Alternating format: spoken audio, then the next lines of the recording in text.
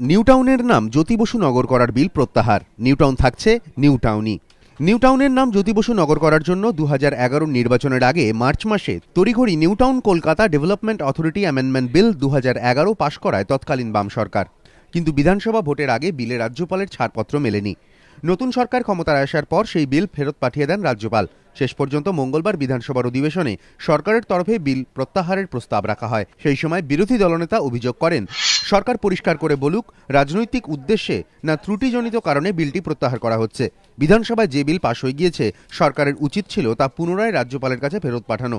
নিছক রাজনৈতিক কারণেই এটা করা হচ্ছে। পাল্টা জবাবে পুরমন্ত্রী ফিরহাদ হাকিম বলেন, দিল্লিতে আপনাদের দল নতুন দফতর খুলছে, সেই দফতরের নামকরণে আপনার দলই জ্যোতি বসুকে ব্রাত্য করে রেখেছে।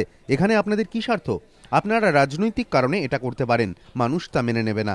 শেষ পর্যন্ত বিল প্রত্যাহারের প্রস্তাবের ওপর বিধানসভায় ভোটাভুটি হয়। বামেরা তাতে অংশ নেয়। ভোটাভুটিতে বিল প্রত্যাহারের পক্ষে ভোট পড়ে 104টি, বিপক্ষে পড়ে 46টি ভোট। বিল প্রত্যাহারের পর বিধানসভা থেকে ওয়াকআউট করে বামেরা। এরপর New Town Kolkata development authority amendment bill 2013 pass করিয়ে নেয় সরকার। পরে বামেদের অভিযোগ প্রসঙ্গে পুরমন্ত্রী ফিরহাদ হাকিম বলেন, বিল প্রত্যাহারের ক্ষেত্রে নিউটাউনের নাম জ্যোতি বসু নগর রাখা হচ্ছে কিনা তা সরকারের বিবেচনায় ছিল না। বিলে যে কর কাঠামো ছিল তা কলকাতার থেকেও বেশি।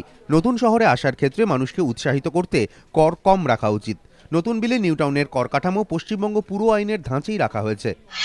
পুরমন্ত্রী আরও জানিয়েছেন, নিউটাউনের কাজ দ্রুত শেষ করতে চায় সরকার। বর্তমানে হিডকোর আওতায় থাকলেও আগামী দিনে নিউটাউন পৃথক পুরসভা হবে। নতুন শহরে খুব তাড়াতাড়ি পরিশুদ্ধ পানীয় জল সরবরাহ করা হবে। দীপক ঘোষ, এবিপি আনন্দ, কলকাতা।